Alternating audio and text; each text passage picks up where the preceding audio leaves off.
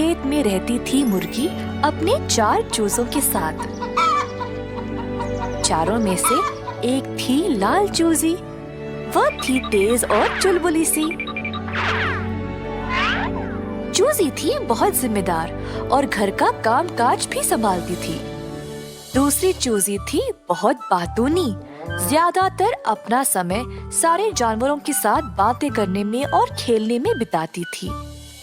तीसरी चूजी को केवल अपनी खूबसूरती की चिंता थी।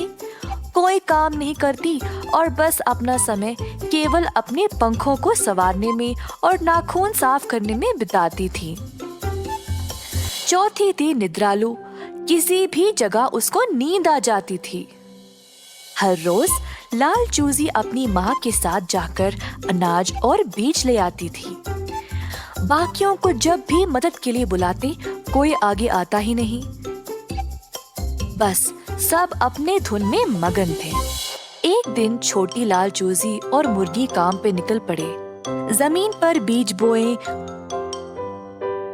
पौधों की कटाई की और मिल पर ले गए रोटी का आटा बनाने के लिए। जब मुर्गी और लाल चूजी बीज और रोटी लेकर घर वापस आए तो बाकी के 3 चूजे दौड़ते हुए आए और सब कुछ खाने लगे। ऐसा कई हफ्तों तक चलता रहा। रोज मुर्गी और छोटी लाल चूजी मेहनत करके खाना ले आते और बाकी के चूजे सब कुछ खाकर मजे लेते थे। छोटे चूजे अब बड़े हो गए, पर कुछ नहीं बदला। मुर्गी अपने बच्चों का व्यवहार देखकर दुखी थी। माँ, आपके बुरा मानने से ये 3 बदलने नहीं वाले। हमें इस समस्या का हल निकालना पड़ेगा। हाँ मेरा बच्चा, तुम सही हो, पर इनको बदलने के लिए क्या किया जाए? माँ, मेरे पास एक योजना है। छोटी लाल मुर्गी ने माँ को अपनी योजना सुनाई। हर रोज अब काम के बाद वे खाली हाथ आने लगे। 3 दिनों तक बाकी 3 छोटे मुर्गी भूख से परेशान हो गए। पहली मुर्गी बहुत बातचीत करती थी, पर अब खाने के बिना एक शब्द भी बोल नहीं पाई। दूसरी मुर्गी इतनी कमजोर पड़ गई कि अपने पंखों को संवार भी नहीं पाई। तीसरे दिन तक किसी को भी भूख के कारण नींद भी नहीं आई।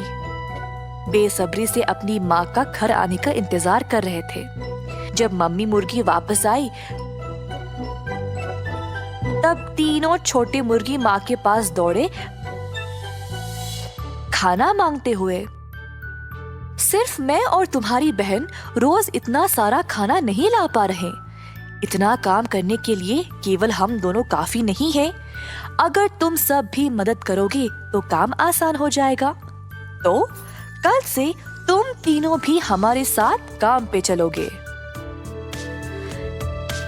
ऐसा कहकर मम्मी मुर्गी ने तीनों को रोटी का एक-एक टुकड़ा दिया।